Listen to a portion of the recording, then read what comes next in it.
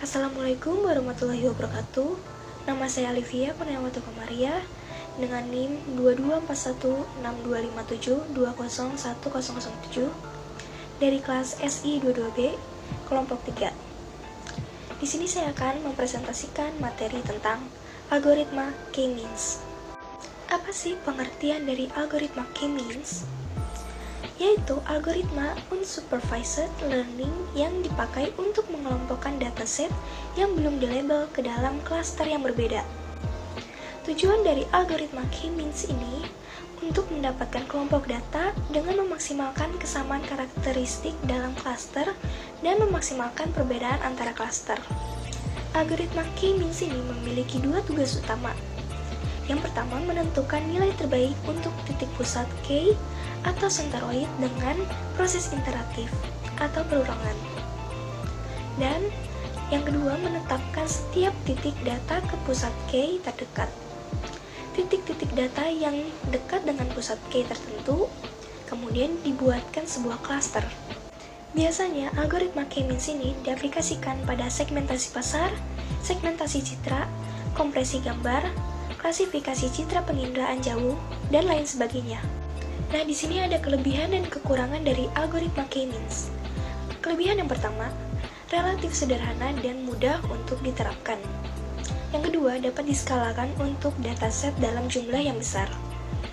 Yang ketiga, mudah beradaptasi dengan contoh yang baru. Yang keempat, selalu memberikan hasil apapun itu datanya.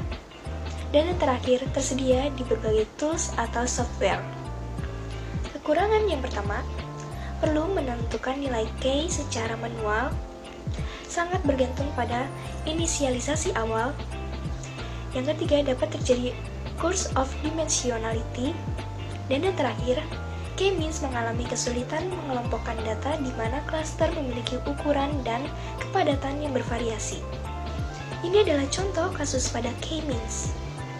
Di sini ada data customer yang mau ditentukan segmentasinya ke dalam dua kelompok berdasarkan usia. Tabel data ini akan disubstitusikan ke dalam grafik yang dimana setiap titik ini mewakili satu customer. Pertama, tentukan angka K, yaitu jumlah klaster yang diinginkan. Dalam kasus ini adalah 2. Perkirakan senteroid dari dua klaster tersebut. Misal, untuk klaster yang pertama diperkirakan senteroidnya ada di angka 20, dan klaster yang kedua ada di angka 40. Hitung jarak antara setiap angka dan senteroid yang ada dan kelompokkan angka tersebut pada senteroid tersebut. Setelah terbagi menjadi 2, hitung kembali means untuk setiap klaster dan geser posisi senteroid ke means tersebut. Lakukan kembali langkah 2-4 menggunakan senteroid yang baru sampai senteroid tidak bergeser lagi. Contoh ini adalah penggunaan K-means pada clustering yang hanya berdasarkan satu dimensi saja, yaitu usia. Sekian presentasi dari saya. Mohon maaf bila ada kesalahan dalam penyampaian. Semoga video presentasi dari saya ini bisa bermanfaat untuk kalian semua. Wassalamualaikum warahmatullahi wabarakatuh.